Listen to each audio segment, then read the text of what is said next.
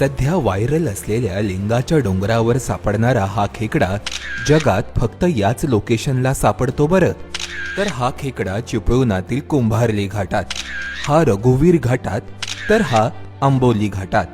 आता तुम्ही म्हणाल की हे खेकडे आमच्याकडे पण दिसतात बरं, पण म्हणतात ना, दिसतं तसं नसतं म्हणूनच जग फसतं. तसंच काहीसं या खेकड्यांबाबत आहे. जगात फक्त सह्याद्रीतील विशिष्ट घाटात आढळणारे गोड्या पाण्यातील हे खेकडे कोणते, जाणून घेऊया त्यांच्याविषयी. देशाला कोकणाशी जोडणाऱ्या सह्याद्रीतील अनेक घाटांमध्ये वेगवेगळ्या प्रजातीचे खेकडे पाहायला मिळतात. चिपळूणला कोयनेशी जोडणाऱ्या कुंभार्ली घाट आणि नवजा परिसरात हा सह्याद्रियाना सह्याद्रिएन्सिस नावाचा खेकडा आढळतो. 2018 साली शोधण्यात आलेल्या या खेकड्याचं नाव सह्याद्रीवरूनच ठेवण्यात आलंय.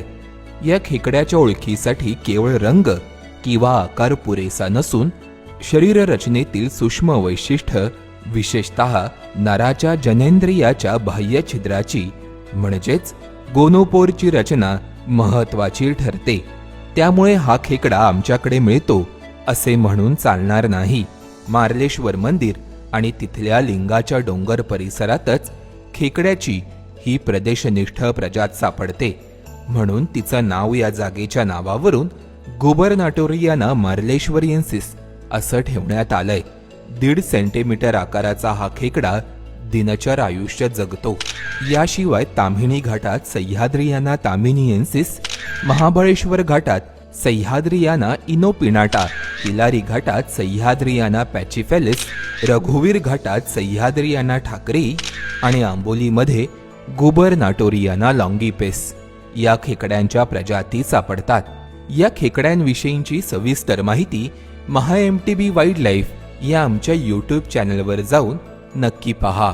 आता या प्रजाती जगात केवळ याच विशिष्ट घाटात का आढळतात, तर एखादा मासा नदीच्या प्रवाहातून अनेक किलोमीटर पुढे जाऊ शकतो, पण डोंगरातील छोट्या प्रवाहात राहणारे हे खेकडे सहजा स्थलांतर करू शकत नाही.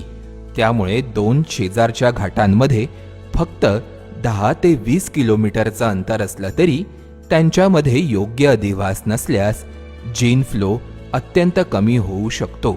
यातूनच वेगवेगळ्या घाटांमध्ये वेगवेगळ्या खेकड्यांच्या प्रजाती निर्माण होण्याची शक्यता वाढते.